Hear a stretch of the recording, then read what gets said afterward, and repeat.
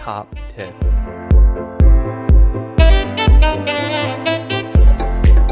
Greece has to be one of my all-time favorite countries. It's home to the world's most beautiful beaches, the clearest water you've ever seen, massive mountains, and such a rich history. I've been to Greece over 3 times now, and I just can't get enough of this country. So let's start this video off in the iconic island of Santorini. This has to be one of Greece's most popular islands. I went there about 2 summers ago, and I have to say it lived up to its hype. Now to get there, you can take a ferry from Athens, or you can fly there from most European cities. One of my favorite places on the island is called Red Beach. It's this beautiful beach with incredible red cliffs, crystal blue water, and a black sand beach. When we got there, we hiked above the beach to get a good vantage point of the whole area. There's a nice walking trail that'll take you down to the beach.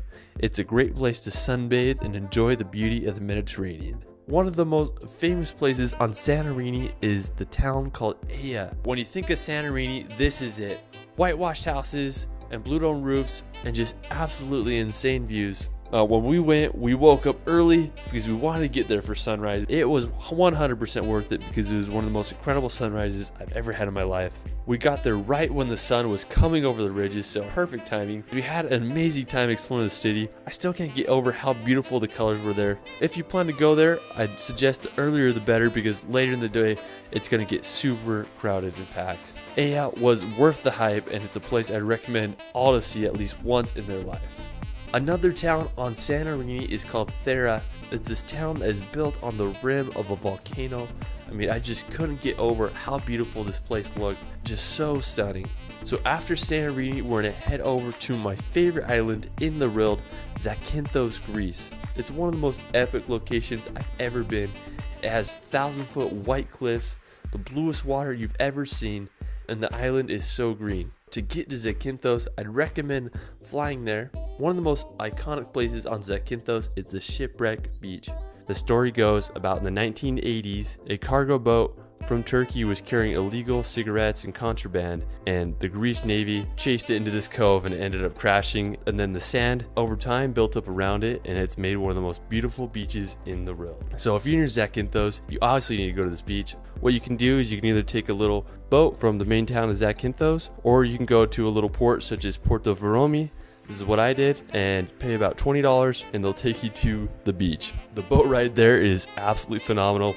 You're gonna be mind blown when you see these cliffs. So you get there on the beach. When I was there, it was fairly crowded, but it was just so mind blowing. These cliff walls are just incredible. Water is so freaking blue. And then you can also climb up on the ship. Be careful, don't want to get tetanus with all that rust, but it's just a really cool experience. You can also get on top of the cliffs. You can just drive there. There's a little parking lot, and then you can hike around the area, hike along the cliffs, get some cool pictures. Just be super careful. A lot of people fall off these ledges because they're being stupid, like me, taking pictures on the ledge or just not paying attention when they're doing a selfie. Shipwreck Beach also looks incredible during sunset. I went there and I was just amazed by how blue the water was. It's such an amazing place. While we are still on Zakynthos, we're going to head over to the southern side to visit the small island of Marathonisi. So while we were in Greece, they wouldn't let us rent a car because we didn't have an international driver's license, but they let us rent a boat and we're able to drive out to this little island called Marathonisi.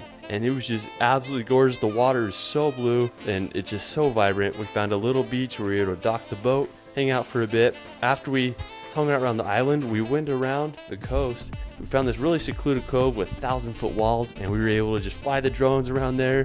I sadly crashed my drone there, fell in the water, but we were able to jump around, swim in the water, and have a good time. This was one of my favorite travel activities I've ever done. If you ever are in Zakynthos, I couldn't recommend renting a boat and going to Marathonisi and exploring the coast. Such a wonderful experience. Alright, so after Zakynthos, we're gonna head over to the island that's right above it, and it's called Kefalonia. Now to get to Kefalonia, you can take a ferry or you can also fly there. So Kefalonia, it looks a lot like Zakynthos with its white cliffs and green vegetation.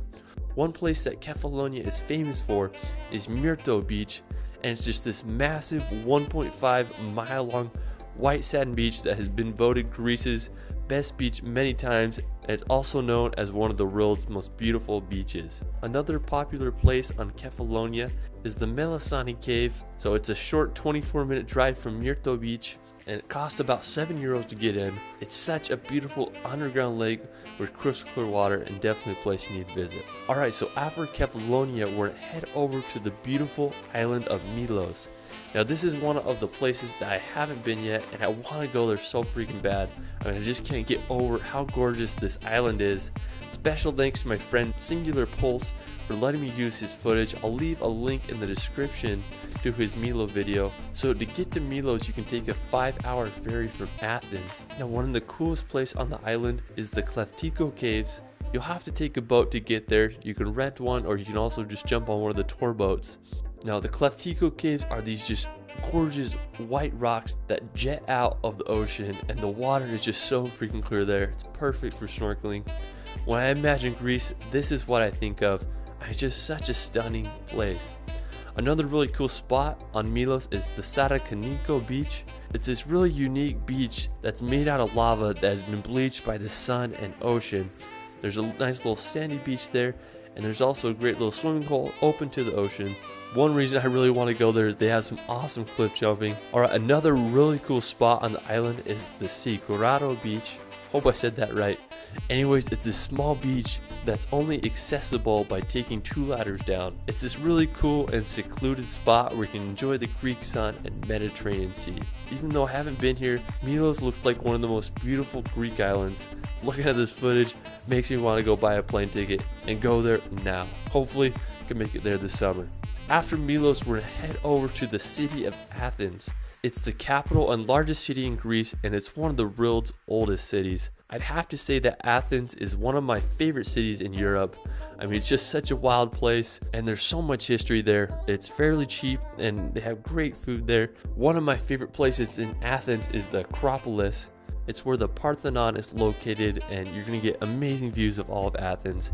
Now, it's a little expensive to get in, costs about €20, but I definitely say it's worth it, and it's a once in a lifetime experience. So when I was there, I was able to get some of my favorite time lapses over this city. There's just an endless sea of white buildings. It's just so cool. If you do go to Greece, I definitely recommend exploring Athens for at least a day or two. Such a unique city. Alright, so after Athens, we're going to go hit the slopes and go skiing. Now, while Greece is famous for its islands and beaches, it has some absolutely amazing mountains. Greece is the 3rd most mountainous country in Europe, with over 80% of its landmass being mountainous. So Greece does have some great ski resorts to enjoy the mountains. If you want to go test out some skiing, you can head over to the Mainalon Ski Center. So it's the closest ski resort from Athens with only a 2-hour drive. It offers 8 ski runs and 4 lifts. The views from the resorts are outstanding. According to legend, Mount Mainalon is home to Panos, which is the half-human, half-goat god. The ski resort is one of the oldest in Greece, and it only costs about €14 to go skiing there, so that's actually quite affordable. Who would have thought that Greece had such great ski resorts? After hitting the slopes, we're going to head down south to visit the Demetrios shipwreck. So it's about a 3-hour drive from Athens, and the shipwreck reminds me a lot of Navigio Beach in Zakynthos, except it's not surrounded by massive cliffs and it's not nearly as crowded. So the origin of the ship is a mystery, but it's believed that the ship's captain docked the ship at the nearby port due to a medical emergency, and I guess the ship had like some financial issues and damage, and it was declared unsafe, so it was set adrift and it crashed at the Selenica beach in 1981. Crazy little story. Anyways, it's a cool little beach. You can just enjoy the water, go paddleboarding, and also check out this really cool shipwreck. Alright, so after the shipwreck, we're head over to Meteora. Meteora is another one of my favorite places in Greece. So me and my brother, we went here about 2 years ago. We made the 4-hour drive from Athens to Kalabaka, which is the city right before Meteora.